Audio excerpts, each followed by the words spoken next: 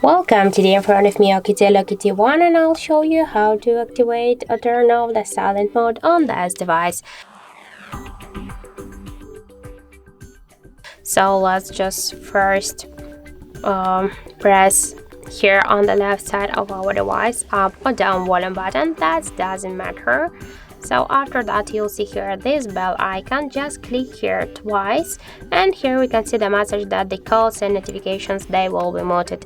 This means that we just successfully activated silent mode. If you want to turn off the silent mode, just by the same way press up or down volume button and click only once here on this bell icon. Now our calls and notifications, they will ring, and that's what means that we just turn off the silent mode.